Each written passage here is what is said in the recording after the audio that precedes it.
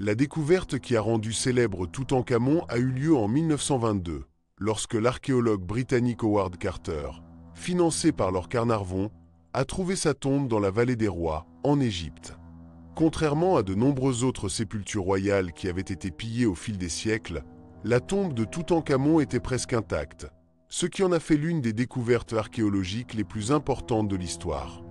À l'intérieur, on a trouvé plus de 5000 objets, parmi lesquels le célèbre sarcophage en or massif et le masque funéraire qui est devenu un symbole de l'Égypte ancienne. Bien que Toutankhamon ait été un jeune pharaon relativement peu influent, la richesse et l'état de conservation de sa tombe l'ont propulsé à la renommée mondiale.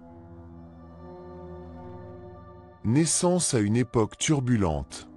Toutankhamon est né vers l'an 1341 avant Jésus-Christ, pendant l'une des périodes les plus troublées de l'histoire de l'Égypte ancienne. Son nom original, Toutankhaton, signifie image vivante d'Aton, ce qui dès sa naissance reflète l'influence de la nouvelle religion instaurée par son père, le pharaon Akhenaton. Ce dernier avait rompu avec des siècles de traditions religieuses en abandonnant le culte polythéiste et en promouvant une forme de monothéisme centré sur Aton, le disque solaire. La révolution religieuse a non seulement transformé le domaine spirituel, mais aussi la structure politique, culturelle et économique de l'Empire. Dans ce contexte instable est arrivé au monde l'enfant qui, des années plus tard, entrerait dans l'histoire sous le nom de Toutankhamon. Akhenaton ne s'est pas contenté de changer la religion. Il a également transféré la capitale de l'Empire de Thèbes à une nouvelle ville construite de toutes pièces, appelée Akhétaton, actuelle Amarna, dédiée au dieu solaire. Cette décision politique et symbolique a encore davantage isolé son gouvernement du pouvoir traditionnel, en particulier du clergé influx du dieu Amon à Thèbes, qui avait accumulé richesse et autorité pendant des générations. Le nouveau culte, plus austère et centré sur la figure divine du pharaon en tant qu'intermédiaire unique d'Aton, a suscité une forte opposition parmi les prêtres, les hauts fonctionnaires et une partie de la population. L'économie a été affectée par les dépenses liées à la construction de la nouvelle ville et par l'interruption des rituels traditionnels, qui étaient également des moteurs économiques importants. Au milieu de ce panorama est né Toutankhaton, probablement à Akhétaton. Sa mère n'était pas la célèbre Néfertiti, épouse principale d'Akhénaton, mais probablement l'une de ses épouses secondaires ou même une de ses sœurs, car les unions au sein de la famille royale étaient courantes sous la 18e dynastie pour préserver le lignage. Bien qu'il ne soit pas tout à fait clair si Akhénaton le considérait comme son héritier direct, la mort prématurée d'autres princes a fait de Toutankhaton le successeur. Pendant son enfance, le jeune prince a dû être témoin d'un royaume de plus en plus isolé et affaibli, gouverné par une idéologie qui, bien que révolutionnaire, s'était attiré de nombreux ennemis. Lorsqu'Akhénaton est mort, vers l'an 1334 avenue Jésus-Christ, il a laissé un empire profondément divisé. Le jeune Toutankhamon, à peine âgé de 8 ou 9 ans, monta sur le trône à un moment où l'Égypte avait besoin de retrouver son équilibre. Étant un enfant, le gouvernement royal était entre les mains de régents, parmi lesquels l'influx vizir Ay et le général Horemheb. Sous leur tutelle, le jeune pharaon serait conduit à inverser de nombreux changements imposés par son père. Un des gestes les plus symboliques fut le changement de son nom, de Toutankhaton, image vivante d'Aton, à Toutankhamon, image vivante d'Amon, marquant le retour du ancien culte et le rétablissement du pouvoir du clergé de Thèbes. Ce changement n'avait pas seulement une profonde charge religieuse, mais c'était aussi une stratégie politique pour restaurer l'unité de l'Empire et regagner la confiance du peuple égyptien. Famille et lignée. Toutankhamon était le fils du pharaon Akhenaton, l'un des souverains les plus controversés de l'histoire égyptienne, et probablement de l'une de ses épouses secondaires, possiblement Kiya, une figure énigmatique qui a disparu des archives officielles peu avant l'ascension de son fils. Bien qu'il n'y ait pas de consensus absolu parmi les égyptologues sur l'identité de sa mère, des études génétiques modernes réalisées sur les momies royales ont confirmé que les deux parents de Toutankhamon étaient frères, ou au moins demi-frères, ce qui reflète une pratique courante dans la royauté égyptienne, les mariages consanguins. Cette coutume visait à préserver la pureté de la lignée royale et à renforcer la légitimité divine du pharaon, considéré comme un descendant direct des dieux. Cette politique de mariage consanguin a néanmoins eu de graves conséquences biologiques. Des analyses génétiques réalisées au XXIe siècle ont révélé que Toutankhamon souffrait de plusieurs affections physiques, probablement liées à la consanguinité. Parmi celles-ci, on trouve une légère scoliose, une déformation du pied gauche, pied équin, et une fragilité osseuse qui le contraignait à marcher avec l'aide de cannes, dont plusieurs ont été retrouvées dans sa tombe. On a aussi émis l'hypothèse qu'il souffrait de fente palatine et d'autres troubles congénitaux. Ces conditions médicales contredisent l'image idéalisée du jeune roi comme un pharaon fort et glorieux, révélant plutôt un jeune homme fragile dont la santé a été précaire tout au long de sa vie.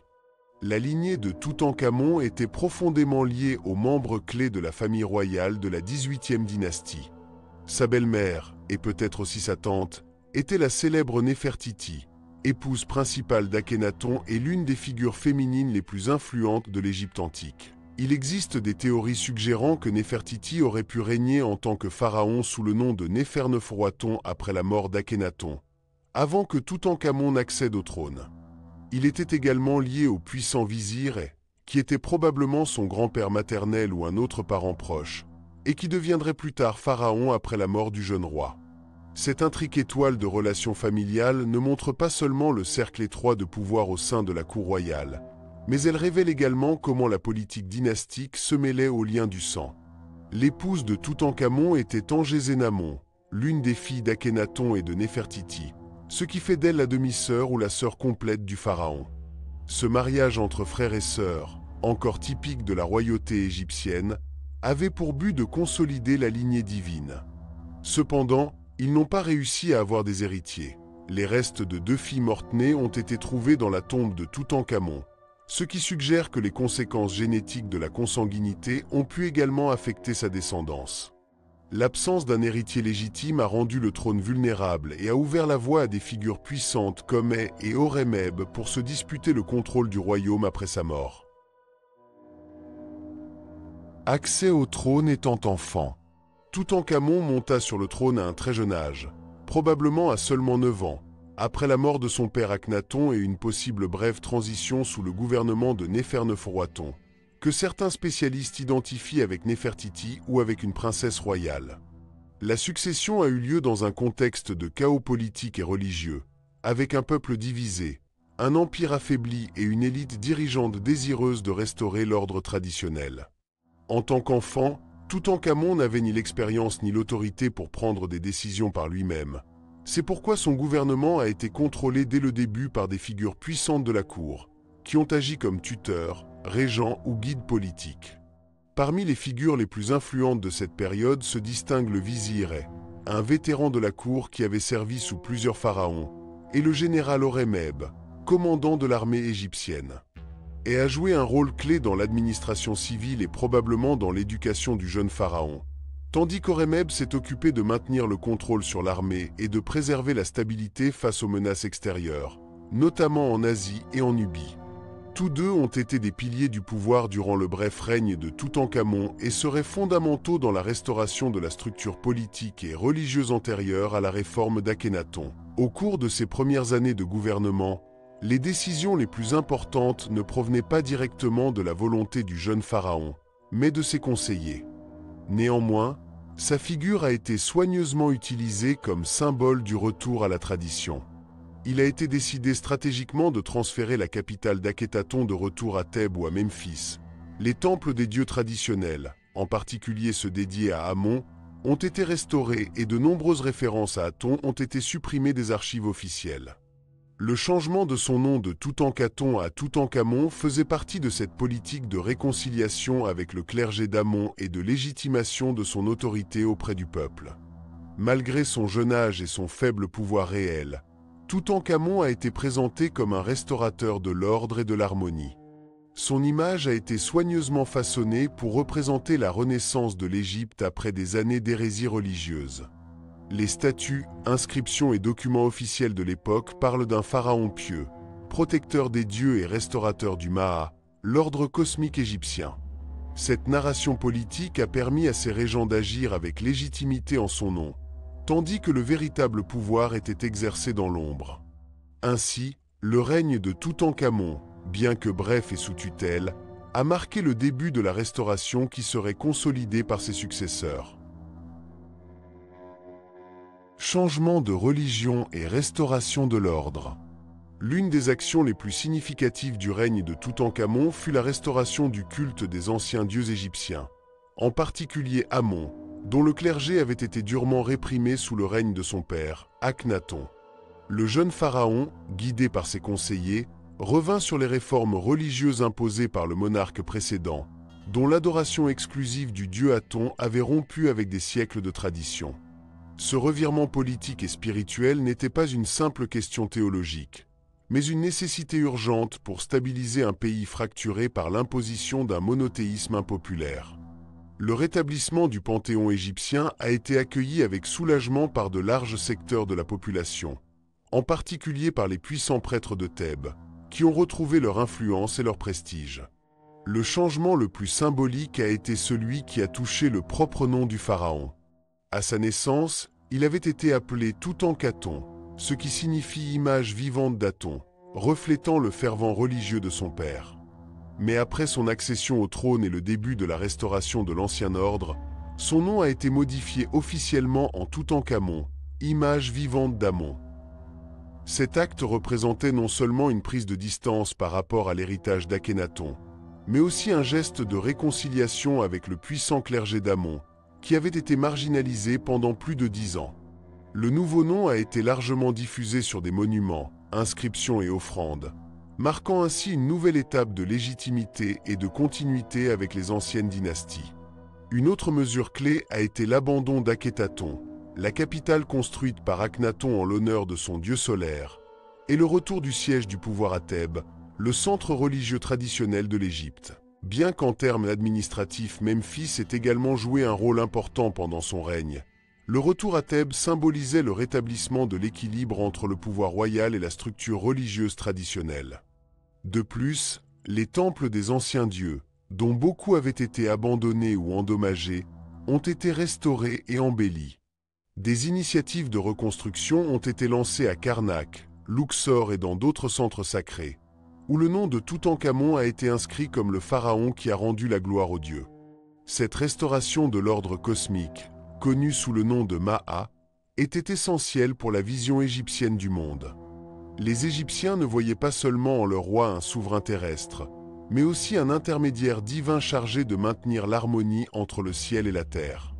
En inversant les politiques radicales de son père et en restaurant les pratiques religieuses ancestrales, Toutankhamon a été présenté comme un défenseur de la Ma'a, un restaurateur de l'équilibre rompu par les actions hérétiques d'Akhénaton. Bien que dans la pratique, ces décisions aient été prises par ses conseillers, la figure du jeune pharaon était fondamentale en tant que symbole d'unité et de retour à l'ordre naturel de l'univers égyptien. Mariage avec sa demi-sœur. Comme il était d'usage dans la royauté égyptienne, Toutankhamon épousa un proche parent, Ankhésénamon, fille d'Akhénaton et de Néfertiti. Cela faisait de la jeune reine sa demi-sœur ou peut-être sa sœur au sens plein, selon certaines théories. Cette union, bien que cela puisse sembler étrange aujourd'hui, avait une signification politique et religieuse profonde dans le contexte de l'Égypte ancienne. En épousant des membres de la famille royale, les pharaons cherchaient à renforcer la légitimité divine de leur lignée et à préserver la pureté du sang royal. De plus, dans ce cas spécifique, le mariage de Toutankhamon avec la fille de Néfertiti servait également de pont symbolique entre deux étapes turbulentes du pays, l'ère de l'hérétique Akhenaton et le retour à l'ordre traditionnel. Ankhésénamon avait déjà vécu des temps difficiles avant son mariage avec Toutankhamon. Sous le règne de son père, elle était connue sous le nom d'Ankhzampaton, elle vit par Aton, et, selon certaines indications, elle aurait pu être mariée brièvement à son propre père ou à un autre membre de la cour pour maintenir le pouvoir au sein du cercle le plus proche. Après la mort d'Akhenaton et l'ascension de son jeune demi-frère, elle a adopté le nom d'Ankhésénamon, elle vit par Amon, reflétant, tout comme son époux, le changement de cap religieux et politique. En tant que grande épouse royale, elle a joué un rôle important à la cour, bien que son influence ait été limitée par la présence dominante de figures telles que Hé et Horemheb. Le mariage, cependant, n'a pas produit de descendance vivante. Dans la tombe de Toutankhamon, les restes momifiés de 2 fœtus féminins ont été trouvés, l'un d'environ 5 mois de gestation et l'autre d'environ 8 ou 9 mois. Des études modernes ont suggéré qu'elles étaient des filles du couple royal, nées mortes ou décédées peu après l'accouchement. Ces pertes n'étaient pas seulement une tragédie personnelle, mais aussi un coup politique, car elles laissaient Toutankhamon sans héritier direct et le trône sans une ligne de succession claire. L'infertilité du couple pourrait être liée aux problèmes génétiques résultant de la consanguinité qui marquait la famille royale, comme l'ont déjà souligné les études sur la santé du pharaon lui-même. La mort des filles de Toutankhamon a également eu des conséquences symboliques. Dans l'ancienne Égypte, avoir des descendants n'était pas seulement une question dynastique, mais aussi spirituelle, car on croyait que les enfants aidaient à garantir la continuité de l'âme dans l'au-delà. Le fait que les 2 fœtus aient été enterrés avec leur père dans sa tombe de manière solennelle suggère qu'ils étaient reconnus comme membres royaux, malgré le fait qu'ils n'avaient pas vécu. Cet acte renforce également l'idée que le mariage entre Toutankhamon et Ankhésénamon, bien que politique, était marqué par une dimension humaine et tragique qui a ému des générations d'historiens. La vie quotidienne à la cour. Bien qu'il portât le titre de pharaon, le pouvoir réel de Toutankhamon durant sa vie était en grande partie symbolique et sous tutelle. En tant que jeune monarque, il vivait entouré d'une élite qui prenait les décisions importantes à sa place. Cependant, son quotidien à la cour n'était ni monotone, ni dépourvu de sens. Il résidait dans des palais luxueux, décorés de fresques colorées, de mobilier raffiné et entourés de jardins luxuriants avec des étangs artificiels. La cour était un lieu où la majesté du pharaon s'exprimait à travers le cérémonial, le protocole et l'ostentation. Depuis son réveil jusqu'à la nuit, sa vie était marquée par des rituels religieux, des banquets, des réunions diplomatiques et des actes publics destinés à consolider son image de souverain légitime et pieux.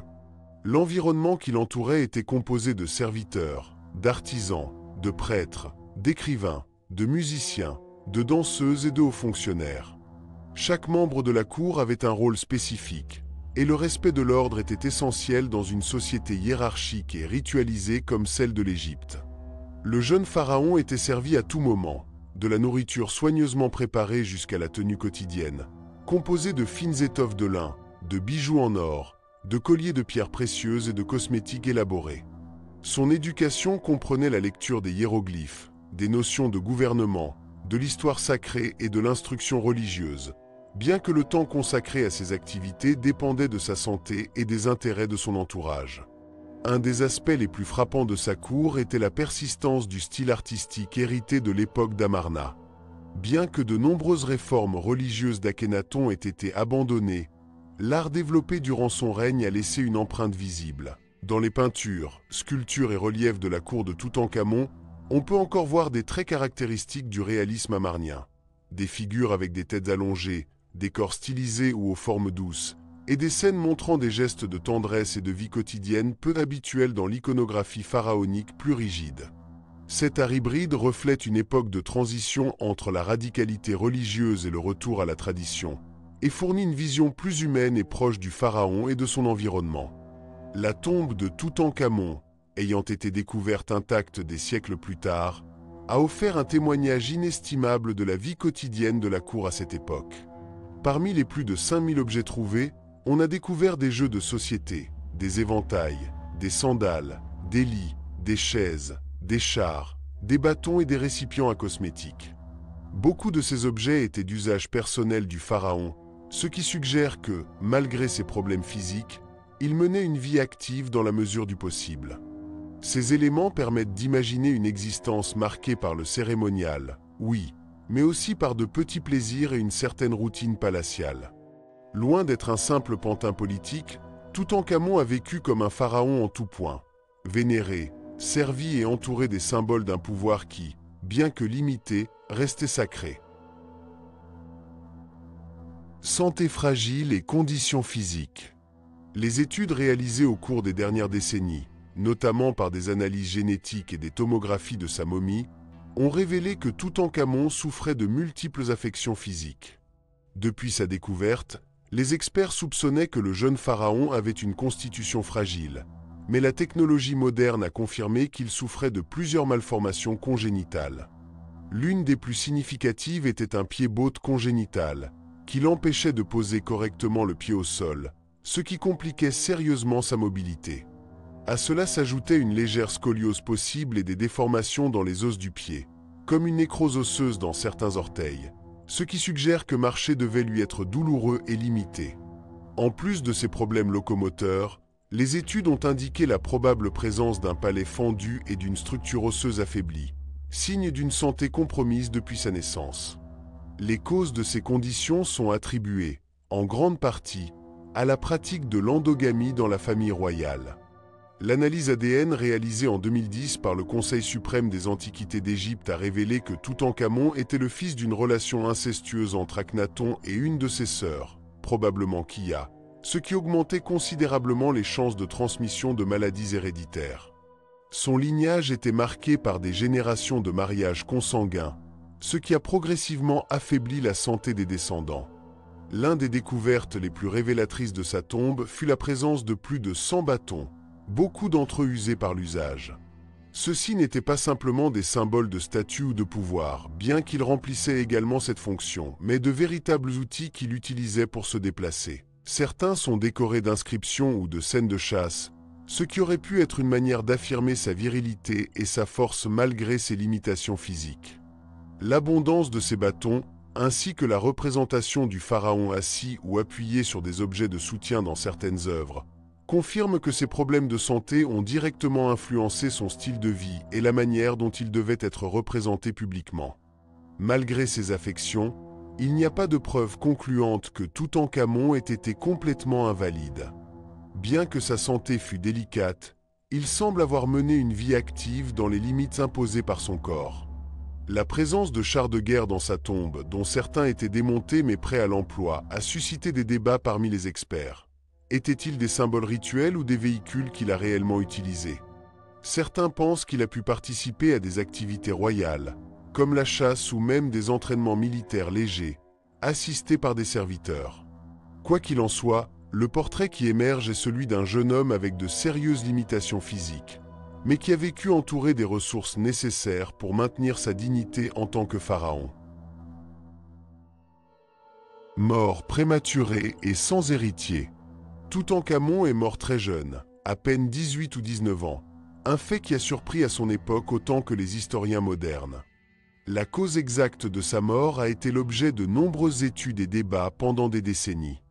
Grâce aux avancées de la technologie médicale et archéologique, on sait aujourd'hui qu'il n'est probablement pas mort d'une seule cause, mais d'une combinaison fatale de facteurs ayant compromis sa santé.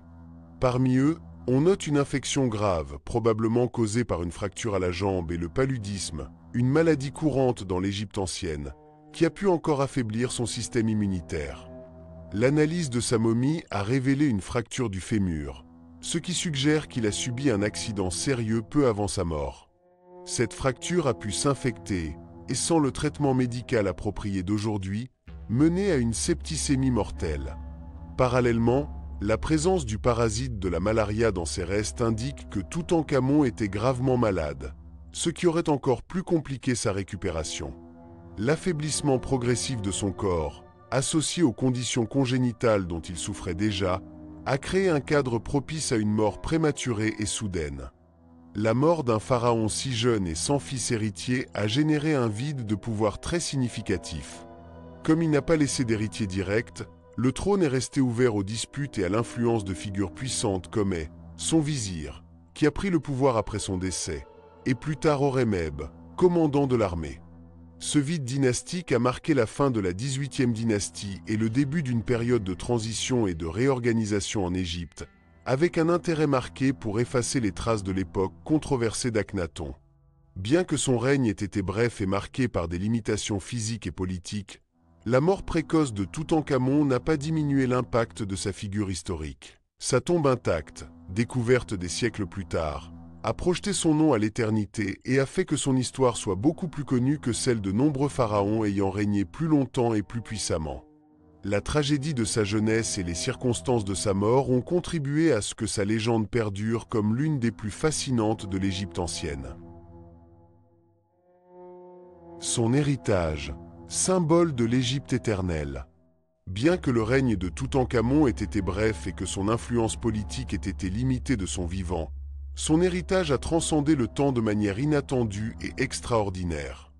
À son époque, il était un pharaon mineur, un jeune monarque qui a à peine réussi à inverser les réformes religieuses de son père et à stabiliser le pays. Cependant, des siècles plus tard, grâce à la découverte presque intacte de sa tombe en 1922, son nom et sa figure sont devenus un emblème de l'éclat et du mystère de l'Égypte ancienne. Cette découverte a fasciné le monde et ravivé l'intérêt pour une civilisation qui semblait perdue dans le temps. La tombe de Toutankhamon, avec ses milliers d'objets en or, bijoux, meubles, armes et artefacts religieux, est considérée comme l'un des plus grands trésors archéologiques de l'histoire. La richesse et la perfection artistique de ces objets funéraires ont permis de découvrir des détails inédits sur la vie, la culture et les croyances de l'Égypte ancienne. Ces objets ont non seulement révélé l'importance de la religion et de l'au-delà dans la mentalité égyptienne, mais ont également montré l'habileté et le talent des artisans de l'époque. Le célèbre sarcophage doré et le masque funéraire en or massif sont devenus des icônes universelles de l'art et de l'archéologie. Au-delà de la valeur matérielle, l'héritage de Toutankhamon repose sur son symbolisme. Représente l'idée de l'Égypte éternelle, un royaume où la mort et la renaissance sont liés à la préservation de l'ordre cosmique, l'Amaté. Sa tombe était un témoignage des croyances funéraires égyptiennes et de l'importance du pharaon en tant qu'intermédiaire entre les dieux et les hommes. La fascination mondiale qu'a suscité sa découverte a également mis en évidence comment l'histoire et l'art peuvent connecter des cultures éloignées et éveiller l'imagination collective, faisant de Toutankhamon une figure qui transcende l'histoire pour entrer dans le mythe. Enfin, l'intérêt pour Toutankhamon a inspiré des générations d'archéologues, d'historiens, d'artistes et de cinéastes, devenant une source inépuisable d'inspiration culturelle. Son histoire, marquée par la jeunesse, la fragilité et un destin tragique, humanise un personnage qui autrement aurait pu n'être qu'une note en bas de page dans les annales pharaoniques. Ainsi, bien que son règne n'ait pas été particulièrement marquant à son époque, Toutankhamon est aujourd'hui l'un des pharaons les plus reconnus et admirés au monde, symbole perpétuel du mystère et de la grandeur de l'ancienne Égypte.